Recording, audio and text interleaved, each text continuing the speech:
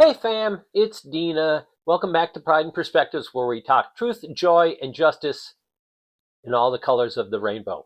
So earlier today, I had the absolute honor of speaking during a Pride Month program for the LGBTQ plus ERG of a leading Michigan insurance provider. It was beautiful, it was heartful moments, and it was the kind of space that reminds you when you do this work why. But here's the catch.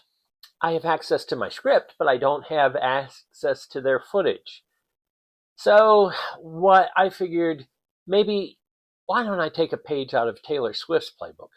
I mean, she re-recorded all of her albums and made them all hers. Why not me? And why not now? So welcome to today's Pride from the Inside Out, Dina's version. Good afternoon, and thank you very much for that warm introduction. I'm so honored to be here today talking with so many future friends across this Great Lakes state of ours. My name is Dina Walters, and I'm a transgender woman. And like many of you, I'm here not just because I survived, but because I learned how to grow and then thrive as both a trans woman and as a member of the LGBTQ plus community. Welcome to Pride Season. This is not only a celebration of who we are out loud, it must also be a declaration of who we are on the inside. This is why I feel that the most significant evolution of our movement must be rooted in continuously developing and growing our self-esteem. Not the loud and glittery kind, no, but the kind that's grounded in the part of yourself that you build when no one's watching. I call this concept pride from the inside out, and we're going to talk about 6 pillars of self-esteem for this revolution. Now let's explore these principles and examine how each of them represents a radical act of personal acceptance and personal liberation. Principle 1, live consciously. Wake up to your own story. My call to action for you is to own your own narrative. There was a time when I lived in fragments. What I knew deep down inside of me, what I showed the world, and those things I tried to so desperately hide.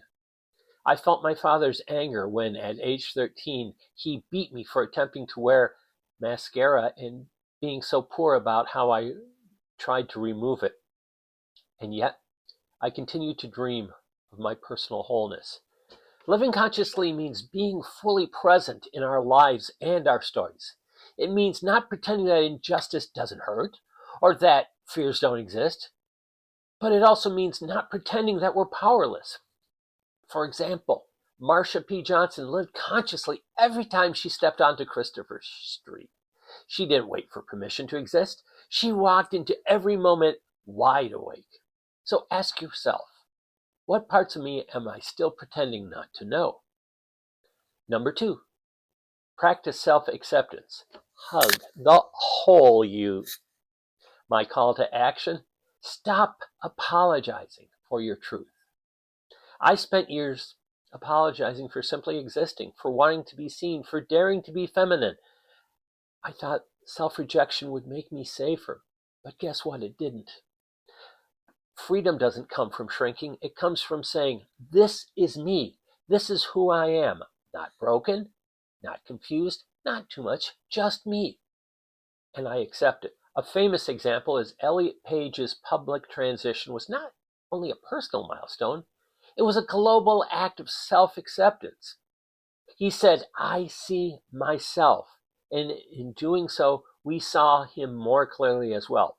So ask yourself, what if my wholeness has been the exact gift that the world has been waiting for? Number 3, take self-responsibility. You're the author now. My call to action to you is write the future in your own handwriting. You know, I didn't ask for transphobia. I didn't ask for fear. But I did get to choose what I do with it and what comes next. An example, when I volunteered with TG Detroit and hosted Detroit Invasions, those were the first times I had ever really done something like that for myself through volunteering. And since I've become an advocate, I've seen countless numbers of trans persons metamorphose from the fuzzy gray little chicks into a beautiful swan, both inside and out. Responsibility isn't blame. No, it's power. The power to write a new chapter.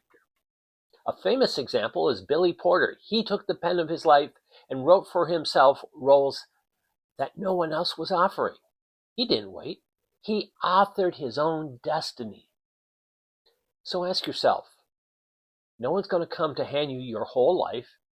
Pick up the pen, pick up the pace, and start today. Number 4, be self-assertive even if your voice shakes. My call to action, take up your rightful voice. Let me be real. First, I hate the speaking voice you hear.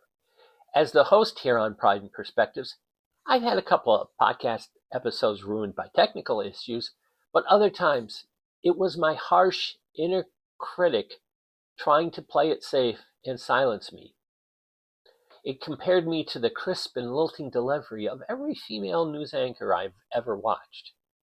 But I'm making my peace with this. A famous example, when activists like Raquel Willis took the mic at the Women's March, she didn't just represent herself. No, she spoke for those who still whisper their truth in the dark.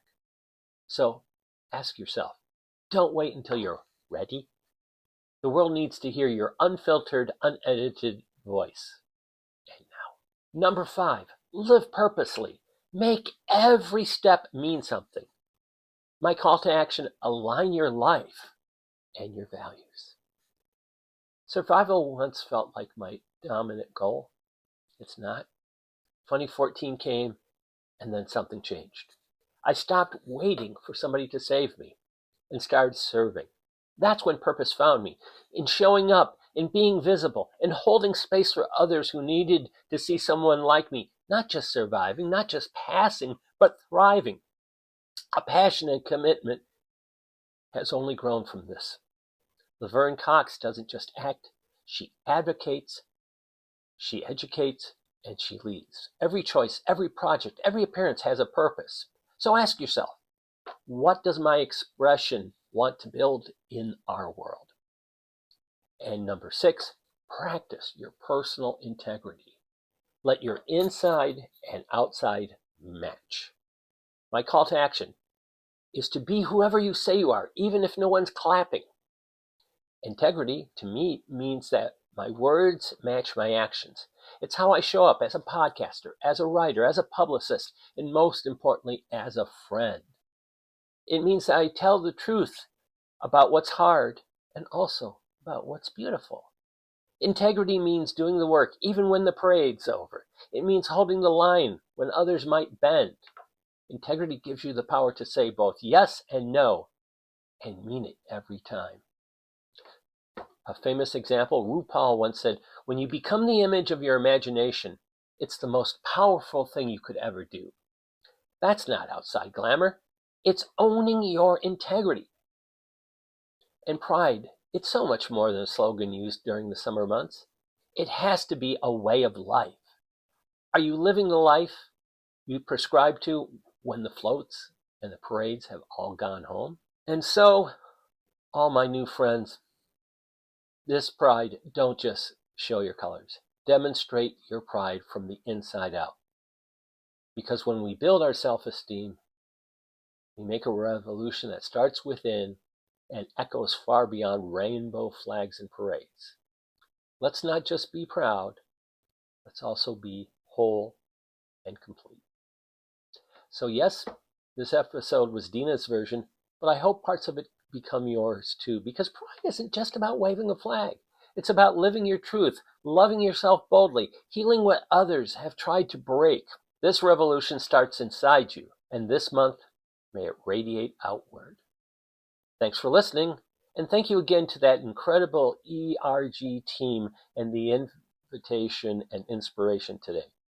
Until next time, keep shining, and don't forget, pride from the inside is the fiercest kind of power. And that's my perspective.